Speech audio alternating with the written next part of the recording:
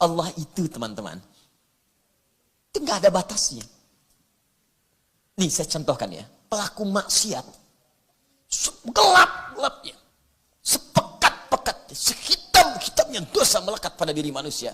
Itu oleh Allah diberi kesempatan sampai mau balik. Sampai ajalnya tiba. Jadi kalau sebelum ajalnya sampai ke kerongkongan, itu dibentangkan terus rahmatnya.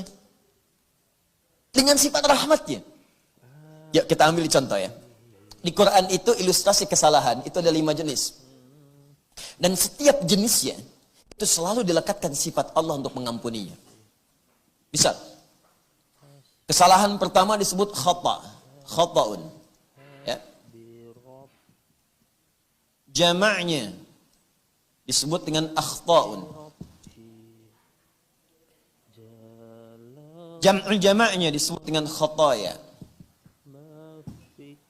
Ya. Kalau berbuat kesalahan ini, perbuatannya disebut akhta. Akhta'a yukhti'u. Fokus. Satu kali salah, khata. Beberapa kali salah, banyak akhta. Banyak salah. Khataya. Ya, kalau kita ngaku, ya Allah saya ngaku banyak salahnya, tak terlukiskan. Banyak ya Allah. Maka tambahkan ya pendek di akhirnya. Ya. Khataya. Ya. Makanya setiap kita salat tuh, salah satu bacaan doa istiftah, Allahu Akbar, Allahumma ba'id baini wa baina khataya. Ya kecilnya mesti bunyi. Itu cara menerjemahkannya begini. Ya Allah, saya mengakui dalam salat ini ya Allah, bahwa saya ini banyak dosa. Itu cara bacanya. Bukan sekedar di lisan. Kalau cuma di lisan, nggak ada getaran ke jiwanya. Pahami bacaan itu. Ya Allah, saya mengakui ya Allah. Saya mengakui dalam salat ini saya banyak dosanya. Lantas bayangkan dosa apa aja. Dosa mata, dosa telinga. Sebelum salat tadi ngerjakan dosa apa? Nih kalau masih belum mau ngaku ya, saya tanya nih. Siapa yang nggak punya dosa? Angkat tangan. Angkat aja. Ya. Ayo. Baik, yang dosanya sedikit angkat tangan. Yang dosa agak banyak, angkat tangan. Ya, saya tahu ibu juga angkat di bawah. Baik, siapa yang merasa banyak dosanya? Angkat tangan. Tuh, banyak. Dah turun lagi. Kelihatan, nggak ngangkat pun di wajah udah kelihatan. Baik. Dan wajah-wajah ini saat bersamaan adalah wajah pendamba surga. Nggak percaya? Ayo buktikan. Siapa yang pengen ke surga? Angkat tangan. Tuh. Selesai. Dan tinggi cita-citanya. Siapa yang surganya pengen Firdaus? Angkat tangan. Tuh. Siapa yang pengen bersama Nabi di surga? Tuh. Apa yang Anda bawa untuk menghadap Nabi di sana? Hah? Makanya setiap sholat Allah sayang dengan kita. Ingin dihapuskan semua salah kita. Supaya kalaupun wafat saat itu bersih kitanya. Maka kita ngaku ya Allah. Saya sekarang sholat mengaku banyak kesalahan ya Allah. Allahumma ba'id baini wa baina khataya. Ya. Tapi hamba mohon ya Allah. Hamba mengakui banyak salah dan hamba pun menyaksikan ya Allah, Engkau pengampun semua jenis kesalahan. Mohon bersihkan, pisahkan hamba dengan kesalahan-kesalahan yang telah hamba perbuat sampai detik ini, sebagaimana Engkau pisahkan timur dan barat yang tidak pernah bertemu. Jangan tampakkan saat di akhirat nanti ya Allah. Jangan tampakkan, karena nanti sekecil apapun kesalahan akan ditampakkan oleh Allah. Wa may ya'mal mithqala dzarratin syarran yarah. Dan sekecil apapun perbuatan salah sepanjang belum ditobati akan ditampakkan di akhirat. Jadi perbuatannya disebut akhta. Jika sudah terjadi kesalahan khata, agak banyak akhta, kemudian banyak lagi disebut khata, ya. Allah menurunkan satu sifat untuk menghapuskan ini semua. Disebut al-afu namanya. Al-afu. Nah, khata ini itu adalah kesalahan yang jelas salah. Walaupun sifatnya masih umum. Bisa jadi mengandung dosa, bisa jadi salah, tapi belum tentu berdosa. Nah, contoh, subuh sekarang jam berapa? 4.32 misalkan. Baik, 4.32 itu subuh. Ada orang baru bangun jam 6. Bangun. Nah, belum sholat subuh. Salah tidak? Salah, jelas salah. Salah, belum sholat. Karena standarnya 4.32 itu siap-siap sholat. Dia jam 6 baru bangun, udah lewat syuruk. Udah lewat syuruk. Baik. Nah sekarang salah tidak? Salah. Dosa enggak? Belum tentu John. Belum tentu.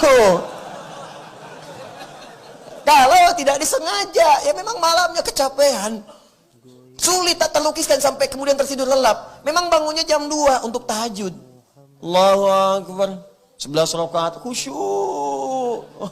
Setelah itu selesai, jam setengah 4, lihat baca hadis, sunnah Nabi setelah tahajud bisa berbaring terlebih dahulu. Miring ke kanan. Berbaring dia. Cuman bedanya dia dengan Nabi, Nabi sebelum subuh bangun, dia habis subuh baru bangun. Salah sih iya, cuman dosa enggak. Nah itulah khata namanya. Kalau sudah mengandung dosa, maka berubah kalimatnya menjadi dzambun. Dzambun. Turunkan ini. Dzambun. Nah ini ya. Satu jenis. Baik, subuh 4.32, dia bangun jam 6 sengaja. Memang sengaja terlambat karena malamnya dihabiskan nonton bola. Nonton Madrid nih, menangis, kalah kan? Gak menang, ketiduran, terlambat bangun, salah dan dosa dia. Kesalahan yang mengandung dosa, sekali dosa disebut dzambun.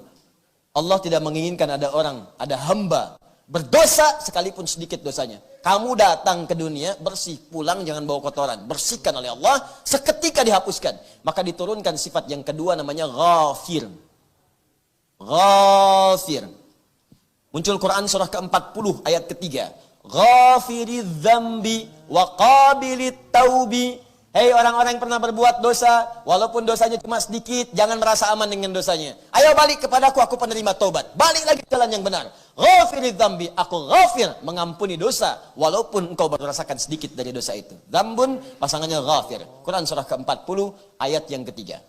Nah ada orang, sudah terlambat bangun, dan ngajak orang lain itu nggak sholat. Ya dia terlambat, ngajak orang lagi malam-malamnya. Mau kemana? Tahajud. Tahajud kan besok-besok lagi. Ini pertandingan tuh menarik. Barcelona lawan Madrid. Ajak. Sudah dia ngajak orang lain, dia sendiri tidak mengerjakan. Maka muncul yang kedua lebih dari yang pertama. Dijamakkan bentuk dzambu jadi dzunub namanya. Dzunubun. Kalau levelnya sudah naik dari dzambun ke dzunub, maka Allah pun tidak akan membiarkan hambanya larut dalam dosa. Diturunkan sifat yang ketiga namanya Ghaffar. Ghaffar, Quran surah Nuh ayat yang ke-10. Faqultu astaghfiru rabbakum innahu kana ghaffara. Ghaffar. Kata Nabi Nuh, faqultu astaghfiru rabbakum, aku katakan pada umatku, minta ampun pada Tuhanmu, minta ampun. Tapi yang paling menarik, innahu kana ghaffara. Sungguh Allah punya sifat Ghaffar. Kenapa Nabi Nuh tidak mengatakan Ghafir? Karena umatnya sudah berkali-kali bukan sekedar kemudian mencela Nabi Nuh, tapi sudah ngancam, mencela, menghadik, banyak dikumpulkan dosanya, bukan sekali dosa. Tuh, begitu cara baca Qur'annya. Jadi kalau ada sifat Ghaffar, artinya dosanya meningkat dari level yang pertama. Ya, pedasnya naik dikit, level 1, level 2, ya, naik terus, naik. Nah, sudah dia kemudian tidak sholat, ngajak orang tidak sholat dan mencela orang sholat. Ngapain sih ke sana? Si Adul masuk soleh, biarin aja ke sana, ya kan? Udah. Kita mau sini aja. Bisa, ya. Ayo sini, naik lagi. Namanya dzunubun ma'azulmi plus zalim. Dzunubun plus zulmun. Maka Allah turunkan sifat yang keempat, namanya Ghafurun. Ghafur. Terakhir, maaf ya. Orang ini Allahu Akbar. Dia profesional di bidang maksiat. Pokoknya nggak ada maksiat di bumi kecuali dia pernah mengerjakannya. Jadi kalau mendengar orang lain pernah mengerjakan, dia belum, gatal tangannya. Nggak bisa tuh, saya juga bisa itu. Seketika dia kerjakan. Langsung dia lakukan. Maka itu rumusnya bukan pakai dzunubun, bukan zulmun lagi. Sudah israf namanya. Israf, kelewat batas. Israf itu sudah berlebihan, lebih luar biasa. Prasmanan pernikahan, boleh sekali, dia 10 kali. Israf. Nah ada israf dalam dosa. Ini semua organ tubuhnya udah nyobain dosa. Pokoknya khatamlah dosa tuh. Ya. Mata udah berdosa, telinga udah dosa. Maaf, lisan udah pernah dosa, sampai ke ujung kaki. Kan ada orang telinganya dosa, tapi mulutnya bersih. Ada orang mulutnya dosa, telinganya bersih. Ada orang ini semuanya dipakai buat berdosa. Israf. Tapi apa yang terjadi? Diturunkan oleh Allah kemudian sifat yang terakhir. Ketika memberikan yang terakhir ini nggak boleh ada batas, karena dosanya pun israf. Jadi Kalau ada batasnya, berarti ada sebagian tak terampuni. Tapi kalau nggak ada batasnya, maka sebesar apapun, sebanyak apapun, sedalam apapun, sekotor apapun, itu nggak akan pernah ada batas untuk kembali diterima oleh Allah Subhanahu Wa Taala. Masih ingat tadi? Ketika Allah memberikan sebuah sifat kasih sayang, perhatian tanpa batas, disebut apa namanya tadi? Rahmah. Maka turunlah Quran surah ke-39 ayat ke-53. Quran surah ke-39 Az-Zumar ayat 53. Qul, katakan Muhammad, ya ibadiyalladzina asrafu ala anfusihim. Muhammad katakan, infokkan, beritahukan kepada hamba-hambaku, masih di aku hamba, Pak. Masih di aku hamba. Hei para pezina, hei yang pernah zina, hei yang pernah mabuk, hei yang pernah korupsi, hei yang pernah nyuri, hei yang pernah membunuh. Dengar kalimat ini. Kata Allah, engkau hambaku. Engkau hambaku. Itulah bedanya Tuhan dengan makhluk. Anda punya anak, jahatnya luar biasa, merusak nama keluarga. Sudah nggak terukur berapa kali nama Anda dirusak oleh dia. Sudah nggak terukur berapa kali keluarga kemudian dilecehkan oleh dia. Jahat dikenal di luar, muncul di televisi. Satu kali balik ingin bertemu Anda, diterima nggak? Baru nelpon aja, kamu nggak usah telepon saya lagi. Waduh, saya ingin ketemu Pak. Kamu bukan anak saya. Oh, lantas anak siapa? Perhatikan Allah nggak ada batas. Qul ya ibadi, masih di aku hamba. Muhammad katakan pada hamba-hambaku. Ya, qul ya ibadiyalladzina asrafu ala anfusihim, yang pernah israf dalam hidupnya untuk berbuat dosa.